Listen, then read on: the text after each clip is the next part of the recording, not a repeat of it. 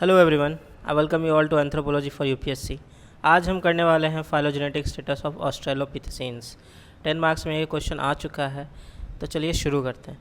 देखिए, phylogenetic status जो है ऑस्ट्रेलोपिथेसीन्स का बहुत ही कंट्रोवर्शियल है। क्यों? क्योंकि जैसे जैसे न्यू फॉसिल्स डिस्कवर होते गए वैसे वैसे नया नया थ्योरी बनते गया कि ऐसे नहीं ऐसे डेवलप हुआ होगा, ऐसे नहीं ऐसे डेवलप हुआ होगा। यहाँ तक इस बात पर भी कंट्रोवर्सी है कि क्या ऑस्ट्रेलोपिथेसीन्स ह्यूमन के एंसेस्टर्स हैं या कजिन्स हैं, मतलब हम लोग डिसेंट हुए हैं ऑस्ट्रेलोपिथेसीन्स से या फिर कोई और हमारा एंसेस्टर था। तो एक बार मैं आपको दिखा देता हूँ कि जनरल आइडिया क्या है। देखिए, जनरल आइडिया कुछ इस तरह है कि कोई एक होमिनिन एंसेस्टर रहा होगा प्राइमेट्स में, जिससे दो सब डिवीज़न हुआ। एक जो चला गया एप्स की तरफ, चिंपैंजीज, वो बिल्कुल ही अलग हो गए हमसे, और एक जो हमारी तरफ आ गया जिससे कि हम डेवलप हुए। तो उसमें बहुत सारे वेरिएशंस हुए, जैसे आर्डेपिथेकस रैमिडस मिला, फिर ऑस्ट्रोपिथेकस एनामेंसिस मिला, एफ्रेंसिस मिला। तो ये सब जो है कहाँ पे स्टैंड करते हैं, इसी को इस्टेब्लिश करना बहुत मुश्किल हो जा रहा है। क्योंकि कोई बोलता है कि ऑस्ट्रोलोपिथेकस एफ्रेंसिस जो है वो अफ्रीकेनस का एंसेस्टर है, कोई बोलता है कि एफ्रेंसिस जो है वो बोसेई का एंसेस्टर है। ठीक है, तो इस तरह से इसमें बहुत ही कॉन्टेंशन है। तो हम लोगों ने देखा कि कैसे यहाँ पे कन्फ्यूजन क्रिएट होता है कि पहले कौन आया, बाद में कौन आया, और किसके थ्रू कौन डेवलप हुआ। ठीक है, तो इसी को क्लियर करने की कोशिश करेंगे।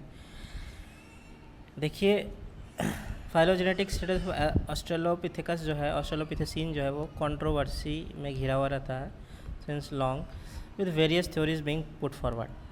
क्या क्या थ्योरीज है ये देखते हैं। एक एंथ्रोपोलॉजिस्ट का ग्रुप आर्ग्यू करता है कि ये ऑस्ट्रेलोपिथेसीन्स जो है वो प्योरली एंथ्रोपॉइड एप्स के रूप में डेवलप हुआ, और उसमें कुछ कुछ ह्यूमन कैरेक्टरिस्टिक्स थे, जिनमें कि प्रोमिनेंट नाम है ग्रेगोरी एंड हॉलमैन। दो एंथ्रोपोलॉजिस्ट हैं जिनको ऐसा लगता है, और ये कंसिडर नहीं करते थे ऑस्ट्रेलोपिथेकस को as ancestor of man, but they called is at man's less evolve cousin. मतलब उनका कहना था कि ह्यूमन ऑस्ट्रेलोपिथेकस से डायरेक्टली इवॉल्व नहीं हुआ है, और ये चिंपैंजी के जैसा ही हमारे से मिलते जुलते जेनेटिक्स के एक स्पीसीज़ है। ठीक है, और मैंस लेस इवॉल्व कजिन इनको कहा, ना कि मैंस एंसेस्टर कहा। ठीक है, अदर ग्रुप जो था उन्होंने आर्ग्यू किया कि ऑस्ट्रेलोपिथेकस या ऑस्ट्रेलोपिथेसीन जो है वो रिप्रेजेंट करते थे एक stage in the process of human evolution, मतलब कि हमारे डायरेक्ट एंसेस्टर रहे होंगे और किसी स्टेज पर उनका एग्जिस्टेंस रहा होगा। रॉबिन्सन जो है उन्होंने थ्योरी ये दिया था to explain the continuity of human evolution through gracile variety of australopithecus या ऑस्ट्रेलोपिथेसीन। देखिए, पहला मैम ने बार बार ऑस्ट्रेलोपिथेकस लिखा है, लेकिन आप इसको ऑस्ट्रेलोपिथेसीन्स पढ़िएगा, क्योंकि ऑस्ट्रेलोपिथेसीन्स के अंदर ऑस्ट्रेलोपिथेकस और पैरेंथ्रोपस दोनों आते हैं। ठीक है, तो रॉबिन्सन का कहना था कि हम लोग ग्रेसाइल वेराइटी ऑफ ऑस्ट्रेलोपिथेसीन से डेवलप हुए हैं। देखिए, लास्ट लेक्चर में मैंने डिटेल में ग्रेसाइल और रोबस्टस के बारे में जिक्र किया है। शॉर्ट में कहें तो ग्रेसाइल वैरायटी वो था जिनका स्कल छोटा था, जिनकी बॉडी स्लेंडर थी, पतली दुबली थी, और जिनका बाइपेडल लोकोमोशन बेटर था। ठीक है, तो उनसे हम लोग डेवलप हुआ। अब टू ब्रांच थ्योरी जो था 1979 में दिया गया by the discoverers of A Francis. देखिए, ए फ्रांसिस कहाँ पे स्टैंड करता है, ए फ्रांसिस यहाँ पे स्टैंड करता है। तो जब ए फ्रांसिस मिला तो एक टू ब्रांच थ्योरी जो दिया गया डोनाल्ड सी जॉनसन और टिमोथी वाइट के द्वारा, और ये 1985 तक ही ये एक्सेप्टेड रहा। 1979 से सिर्फ 6 साल। क्यों? क्योंकि इसके बाद कोई नया स्कल या कोई नया फॉसिल खोज लिया गया होगा जो कि कुछ और थ्योरी को इस्टेब्लिश करने में हेल्प करता है। तो यहाँ पे कहना था कि एफ्रेंसिस जो है, एफ्रेंसिस एक कॉमन एंसेस्टर था, उससे एक लाइन चला गया होमो हैबिलिस की तरफ और एक लाइन चला गया अफ्रीकेनस की तरफ। ठीक है, और हैबिलिस वाला जो लाइन है, होमो हैबिलिस वाला, उससे हम लोग डेवलप हुए हैं होमो सैपियंस। ये एक्स्ट्रा है, होमो सैपियंस इसका ज़रूरत नहीं है। तो होमो सैपियंस होमो हैबिलिस वाले लाइन से डेवलप हुआ, जो कि एफ्रेंसिस के थ्रू एक डिवीज़न होकर आया था। हबिलिस इरेक्टस और सेपियंस, ठीक है। इस तरह से हम लोग डेवलप हुआ है। और इस तरफ जो लाइन चला गया वो अफ्रीकैनस, रोबस्टस और बोसेई। तो ये देखिए, ये ग्रेसाइल वाला इधर आ गया सब, और रोबस्ट वाला इधर आ गया सब, मतलब जिनका बॉडी जो था वो रोबस्ट था, ठीक है। तो एक ये थ्योरी हो गया, टू ब्रांच थ्योरी। आपको एज इट इज़ याद कर लेना है और जाकर बना देना टू ब्रांच थ्योरी में। यूपीएससी के आंसर में बहुत ज़्यादा एक्सप्लेनेशन की ज़रूरत नहीं होती है, क्योंकि वर्ड लिमिट होता है, ठीक है। नेक्स्ट, इसके बाद जो आया 1985 में, अभी हमने देखा था 1979 से 1985 तक टू ब्रांच थ्योरी चला था। अब 1985 में एलन वॉकर ने एक डिस्कवरी किया, ऑस्ट्रेलोपिथेकस आइथियोपिथेकस, ऑस्ट्रेलोपिथेसीन आइथियोपिथेकस का, ठीक है।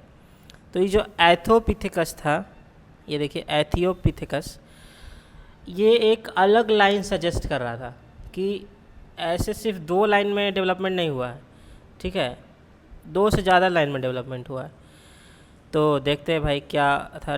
तो एक कॉमन एंसेस्टर था ड्रायोपिथेकस, उसके बाद एफ्रेंसिस। यहाँ से हमने लास्ट में भी देखा था कि एफ्रेंसिस से आगे बढ़ाया गया 2 लाइन को, लेकिन यहाँ एफ्रेंसिस के बाद देखिए एनामेंसिस को भी रखा गया, क्योंकि उस समय तक एनामेंसिस भी मिल गया होगा। तो एनामेंसिस के बाद 2 लाइन होना चाहिए था कॉमन एंसेस्टर एनामेंसिस को अगर मानते हैं तो, लेकिन यहाँ के बाद 3 लाइन आ गया। एक तो हबिलिस वाला लाइन आ गया, हबिलिस इरेक्टस सेपियंस, ये वही लाइन है, हबिलिस इरेक्टस सेपियंस, ठीक है। और एक लाइन एक्स्ट्रा आ गया एथियोपिथेकस और P बोसेई, Paranthropus बोसेई।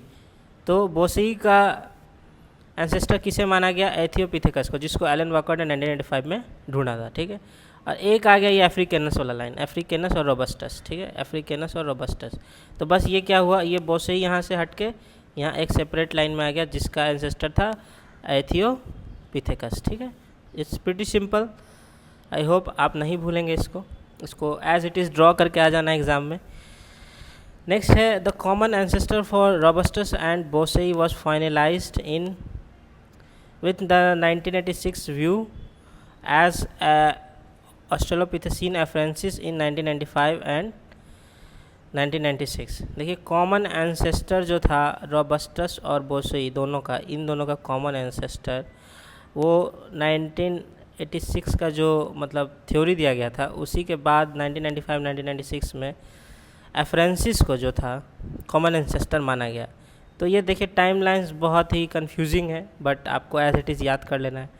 After discovery of A ramidus, देखिए रैमिडस का जब डिस्कवरी हुआ at Aramis of Ethiopia in 1994, A anamensis fossil at Kanapoi of Kenya in 1995, it was clear that they roamed Africa in the same time about 4 million ago, hence they were contemporaries।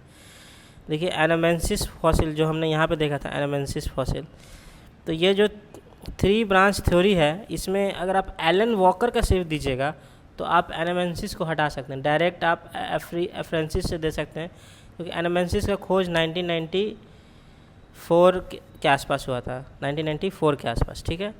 तो इसको आप हटा के 3 branch theory दे दीजिएगा, ठीक है, ये ज़्यादा सही होगा। ये अपडेटेड 3 ब्रांच थ्योरी है जो अभी एक्सेप्टेड है, ठीक है, अभी के काल में जो एक्सेप्टेड है वो वहाँ पे दिया हुआ। तो ए रैमिडस का खोज होने के बाद इन 1994 एंड ए एनामेंसिस का खोज होने के बाद 1995 में it was clear that they roamed Africa at the same time. तो रैमिडस और एनामेंसिस, ठीक है, यहाँ पे रैमिडस नहीं दिया, मैं आपको रैमिडस दिखाता हूँ।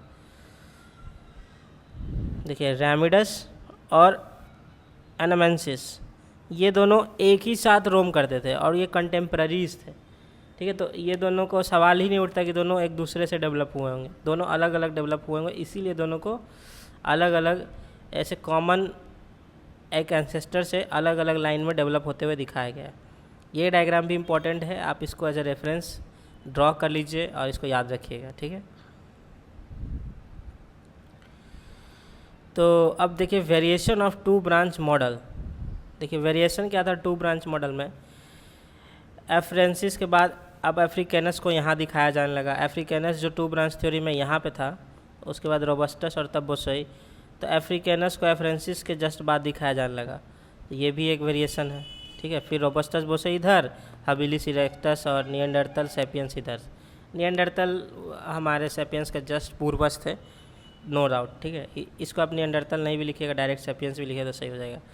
फिर अननोन एंसेस्टर से एक लाइन हबिलिस का दिखाया गया और एक एफरेंसिस का दिखाया गया, मतलब कि होमो हैबिलिस जो अभी हमने देखा था, हैबिलिस ये, और इसको एफरेंसिस से ना डेवलप हो करके इसको अलग ही एक एंसेस्टर से डेवलप होता हुआ दिखाया गया, और एफरेंसिस को यहाँ दिखाया गया अफ्रीकानस की जगह, फिर ये लाइन चला दिया गया।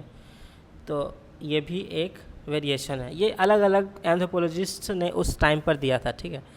तो इसमें कंफ्यूज नहीं होना है, आपको मेन जो ड्रॉ करना है ये दोनों ड्रॉ करना है, और उसके बाद इसमें आप एनामेंसिस को हटा सकते हैं। अगर आप एलन वॉकर का दे रहे हैं और अपडेटेड दीजिएगा तो एनामेंसिस को इंक्लूड कर सकते हैं, क्योंकि एनामेंसिस 1995 में पाया गया था।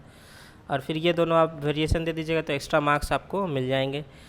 अब देख लेते हैं, palaeoanthropologist concluded that robust australopithecines became extinct because of, robust वाले जो थे लास्ट लेक्चर में मैंने डिस्कस किया था उनके फिजिकल कैरेक्टरिस्टिक्स के बारे में, तो वो क्यों एक्सटिंक्ट हो गए, क्योंकि उनका ओवर स्पेशलाइजेशन ऑफ डाइट हो गया, fight with technologically advanced Homo habilis. देखिए होमो हैबिलिस का जो बाइपेडल लोकोमोशन था वो बेटर था, उनका ब्रेन जो था थोड़ा बड़ा था, उनके जो मतलब हाथ थे वो ज़्यादा मतलब डेक्स्ट्रस थे, ठीक है। तो इस तरह से वो टेक्नोलॉजिकली एडवांस हो गया, टूल्स वूल्स ज़्यादा बना लिया होमो हैबिलिस, तो ऑफकोर्स जो टूल्स बना लेगा वो तो जीतेगा। आज भी जो वेपन्स ज़्यादा बनाता है वो जीत जाता है। प्रिडेशन बाय होमो हैबिलिस, लीजिए होमो हैबिलिस उनको मार के खा जाते थे, क्योंकि फूड की स्कार्सिटी थी तो वो खा जाते थे। Non primate predation, non primate मतलब शेर बाघ ये सब भी मार के खा जाते थे, ठीक है। तो इस वजह से रॉबस्ट ऑस्ट्रेलोपिथेसियंस जो था वो एक्सटिंक्ट हो गया। तो इस लेक्चर में इतना ही है। आई होप आपको फाइलोजेनेटिक स्टेटस समझ में आया होगा ऑस्ट्रेलोपिथेसियंस का, और मिलते हैं नेक्स्ट लेक्चर में, तब तक के लिए धन्यवाद।